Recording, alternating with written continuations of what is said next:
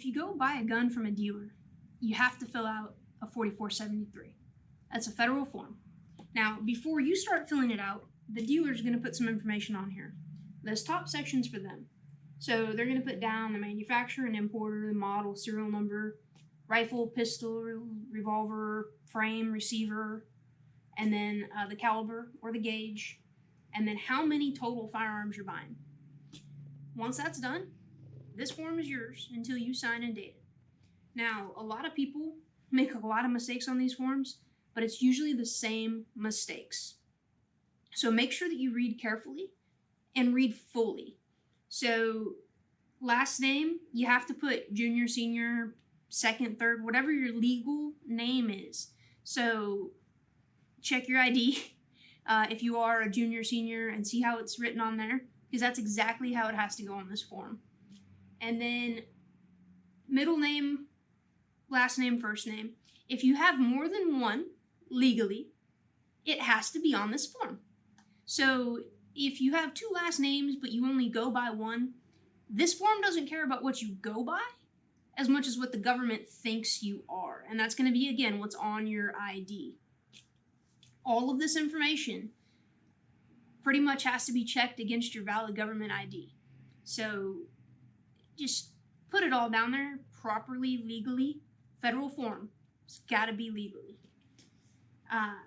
Current state of residence and address. Current's the key there. If you've moved, technically, you can't legally buy a gun until you update your ID. So make sure that you keep your stuff current and put your stuff in here that is current. And then some people get in a hurry. This last spot by your address is the county, parish, or borough that you live in.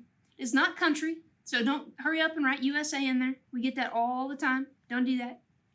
And then place of birth, city and state. This is another one that a lot of people just kind of get in a hurry on. Yeah, we're in Texas. I know you're in Texas. Probably 90% of the people I sell guns to are born in Texas. But this is a federal form, so you have to put the city and the state. Height, weight, mandatory. I have to put that in the computer, so you have to put it on the paper. Sorry. Sex. Male, female, and non-binary are the options. Now, my best guess is they add in non-binary because some states have allowed that to be on the ID, and it's got to match. So, again, whatever's on your ID, it's got to be what's on here. Birth date. Pretty straightforward. Though I have had somebody write their birth date down wrong. So, social security number. Now, that one's optional. And that only comes into play if your background gets queued to a live agent. That's one more way for them to look and see who you are. One more extra way for them to identify you. And then a lot of people get hung up on this number 17, unique personal identification number. Basically, if you don't know what that is, it does not apply to you. That's a spot where if somebody gets delayed or denied a lot and they shouldn't, they can appeal to the ATF to get a unique number to add to the paperwork so their backgrounds go through quicker. Ethnicity and race are two different questions on the 4473. They are two separate questions, and you have to answer something on both sides of that question because we have to put it in the computer. Country of citizenship, pretty straightforward. If you are not a U.S. citizen, you still can buy a gun, but you have to provide extra information on the form. You have to write out what country you're a citizen on, and then you have to include your number that makes it legal for you to be in the country. So that's either your alien registration number, your USCIS number, or your I-94 number. We don't need the card, we don't need proof of that number, but you have to put it on this paper because we have to put it in on the background check. And then all of the yes and no's. The yes and no's are the questions that determine whether or not you fit into the prohibited person category. The first one, they phrase it really wacky, and what it comes down to is, are you buying the firearm for yourself, not at the direction of somebody else? Now, that said, some people get hung up on that, and they'll check no, because they're buying the firearm as a gift. It is completely legal to purchase a firearm for somebody else as a bona fide gift.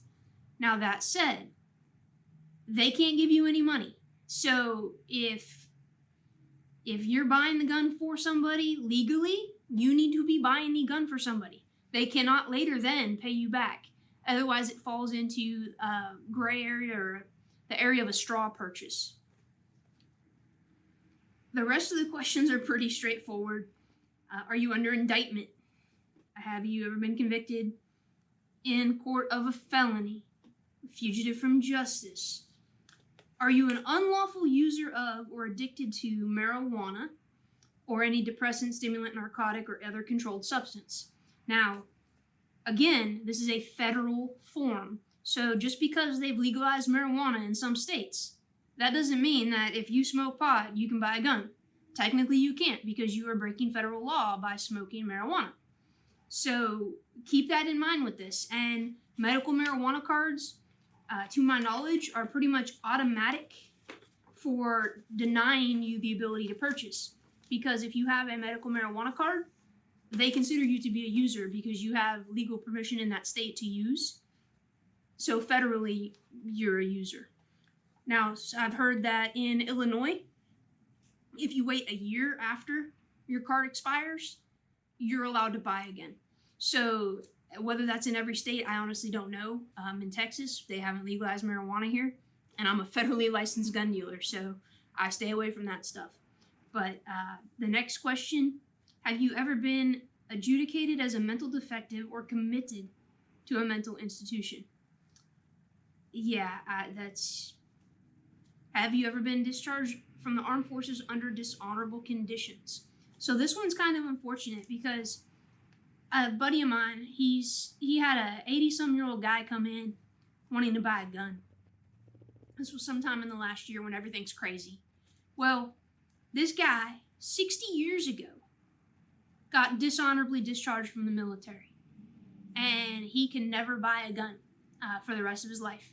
It is a lifetime disqualifier. Unless you somehow get a pardon of that charge or I don't know. There's some way in the military to get that changed. But if you still have a dishonorable on your record, you will never be able to buy a gun.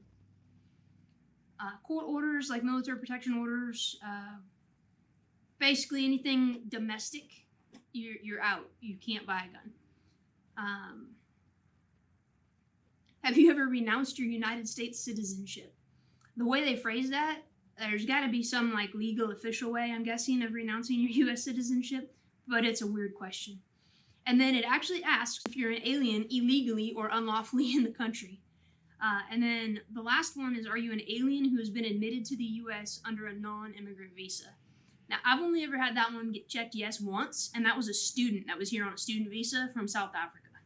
So once you sign and date on the form, then the dealer takes over, and they key it into the FBI, and they say yay or nay on buying a gun. But those are the basics on the 4473. The most important thing, like I said, is keeping your stuff current, because technically if you've moved and not updated your ID, you can't buy a gun. That dealer cannot legally proceed with that sell if you haven't kept your stuff current. If they have any reason to believe that your stuff is not current, they cannot sell you a firearm because it has to reflect a current address. Now, that said, another situation we run into kind of regular is the kid that goes between mom and dad's house. Well, pay attention to which one of the parents' addresses is on your ID. The key thing on this is they got to be able to find you at that address. So even though maybe the summertime you're with mom, most of the time you're with dad, but you could be found at either one on any given day. Whatever's on your ID is good. Just use that as long as it's one of those addresses that they can find you at. But that's the as short as possible on the 4473. It's okay to make mistakes on the form as long as they're fixed properly. If you do make a mistake, don't just start scribbling. It's a single line, initial and date. So, yeah, that's 4473.